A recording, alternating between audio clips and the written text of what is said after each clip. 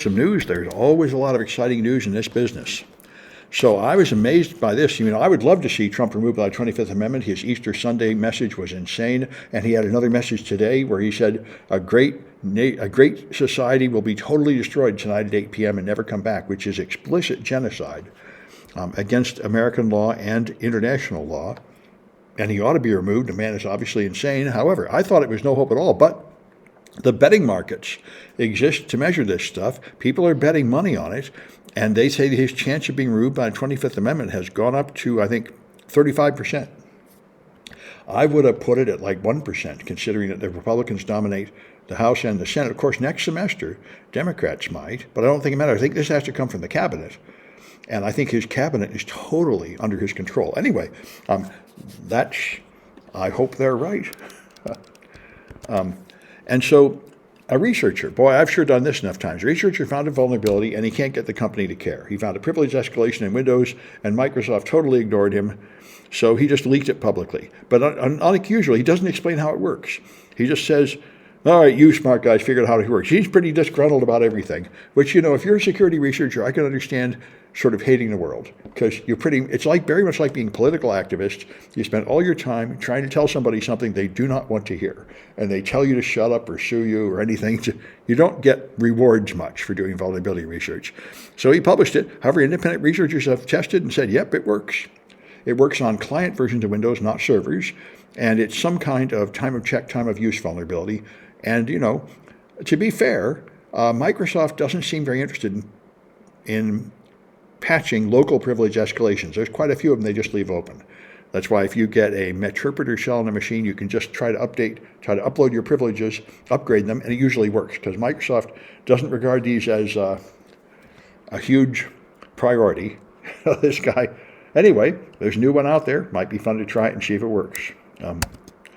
So Trump, again, wants to cut science. In fact, his new budget pretty much just copies his old budget. And Trump, like most stupid financial people, doesn't see any point in scientific research because it doesn't make money right now. And all he cares about is making money right now, and he has no thought that in the future some benefit might come from allowing things like medical research and basic science and stuff. So they want to cut all that to the bone. And in general, someone who does not want to see any facts or truth, like much as Trump, he really doesn't like the National Institute of Standards or anybody else, any kind of climate research, any kind of social research, a whole lot of things. He's cutting things like crazy. We'll see what happens. And so these prediction markets, which is Kalshi and another one, I forget the name of it, these things are of questionable legal status. Just like when cryptocurrency came out, nobody knows quite what they are. Are they commodities? Are they gambling? What are they? And there's now been a legal decision in a U.S. court that says they are, in fact, I think, commodities. They are treated as futures, I think. Let's see if I can get this right. That New Jersey cannot regulate sports bets on prediction markets because they are not gambling, they are commodities, which is an interesting interpretation. I thought betting on sports was sort of the most archetypical gambling. But anyway, that means they can only be regulated at the federal level by the Commodity Futures Trading Commission. And so they are now a designated contract market. I hear a lot of TV commercials now for an investment company that says, come to us and you can use AI to generate something to bet on, to invest in, some kind of combination of things that you think you can predict. So this really seems like gambling. When I was a child, they ran the numbers game in New York City, and the numbers game just took some stock market numbers published in a newspaper. It took like the last two digits of that, and that was the number. And that's essentially what you're doing here. You're just combining some kind of public information to create some number you think you can predict. I would just call it gambling, but they're managing to get it passed in as some kind of investment. Anyway, it looks like Kalshi is the one that was sued, and if they all want to be banned by the CFTC because that will give them the most freedom to continue operating. And since the U.S. government has pretty much accepted cryptocurrency as legitimate investment, I guess we're going to accept this kind of gambling as legitimate investment. I think we are reproducing what happened in the 1920s when they released financial regulations and allowed people to make more and more extravagant, dangerous bets on the stock market until the whole market crashed and led to the Great Depression. There's a reason why we have all these restrictions on financial instruments because it harms people when they crash. But anyway, that's where we're at. And so this is the one. Trump says a whole civilization will die tonight. Of course, he's already made several deadlines with Iran and chickened out on all of them. And Iran is very hard to conquer. He doesn't study his history. This area of the world is known as the graveyard of empires. All the empires down through history have tried to take over Afghanistan and Iran and other Middle East countries. And the fact is, those people have mountains and caves to hide in, and they have a fierce, independent tradition, and they will just not give up. They will fight and fight and fight until you lose. Nobody ever can win in there, and I think Trump's just going to learn that the way every other empire did. That you can throw everything you got at them for as long as you want, and it will not make them bow down to you. So a student pointed this out to me, which is pretty awesome, an automated AI-powered penetration testing tool that's open source. So I got to try this and see how well it works. Sounds great. The AIs are getting much more powerful, so this may be a lot of fun. I'll try and write a project on this, let you know how it works. But it sounds good. Supply chain attacks are a really big problem now. Hackers hack into the real development pipeline of your product and put malware in the real official update. This is happening over and over and over. So this is one thing you might want to do, is put this on your development machines. This is a defensive product that looks for flaws on development machines, which are more than what you have from normal endpoint protection. It looks for extensions in your in development environment, like Visual Studio or Visual Studio Code, because extensions are often malicious. Looks at your AI agent tools, your MCP servers, which are more AI tools, your node packages. These are particular things that are often used to do this attack and protects you against them. So it seems like a real important issue. And similarly, this is awesome. So the supply chain attack is the scariest thing. I've been complaining about it for 2 years on Pulse Security Weekly. What are you supposed to do? You download the official update from the company. It's signed properly. It's the real update. You put it on, right? How are you supposed to check to see it's not malicious?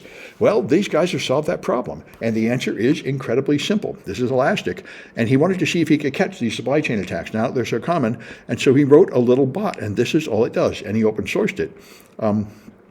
All you do is you get the update. You perform a diff to see what code has changed, and then you feed that to an AI and say, does this look malicious? This turns out to be quite effective.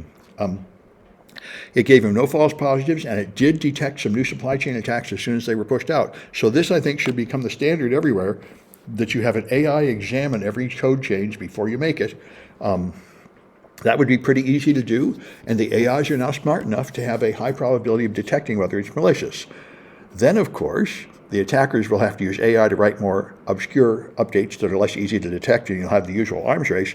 But this seems like a real step forward for the defenders. And so there's an interesting article here on how we have to change our mindset. As they say, the time between now the criminal ecosystem is more efficient than ever, and they say the timeline between the initial intrusion, when somebody gets code execution inside your company, to when they hand it off to someone who will start exploiting your company, is now down to like seconds. So you don't have any time to respond. So what they're doing is they're switching to proactive defense, where they're trying to actually disrupt crime groups before they attack, kind of doing what the police and governments generally do. They're trying to just make it more difficult. So here's the collapse of response time, and here's what proactive cyber is. They're going to do civil litigation, coordinated takedown, public exposure of tools, and product hardening. They're just going to do research into the crime groups and try to just throw obstacles in their way to lower the efficiency and productivity of their activities. This seems interesting, and it shows the kind of long-term thinking that you don't normally get from companies, where these are going to have an indirect attempt to hopefully lower crime in the future. That stuff would probably be somewhat effective, but it certainly won't have an immediate effect on an attack happening right now. So the Indian Navy has an issue of refilling the missiles in their air attack systems, and so now what they have to do now is they have to go to a port and stay there and have like heavy cranes loaded another crate of missiles. But now they're using drones. They're trying to say they're going to get a drone that has an endurance of 2 hours, that runs with an internal combustion engine and can lift 900 kilograms. So the drone can carry this whole canister of missiles and lower it right into the right place on the ship by using gyroscope stabilization to overcome the waving of the wind and everything. And so I hope this is sort of like in-air refueling for planes. They're going to have on the ocean refueling by drones, rearming. So it sounds pretty awesome if they can make that work. We'll see how that turns out. And I'll just mention the last one here. I just listened to this podcast, which is amazing. This is Silicon Valley Girl. This podcast is very interesting. And her guest this time was an agentic AI expert explaining how she uses agentic AIs to do things. And I'm going to write this stuff all up for my AI class, how she uses public things to do things like scan the web and find news for me, scan my emails, list them in priority, and tell me every Friday which ones I haven't answered I need to answer, things like that. She's got a lot of explanations how quickly to spin these up using commercial products like Claude Code and such.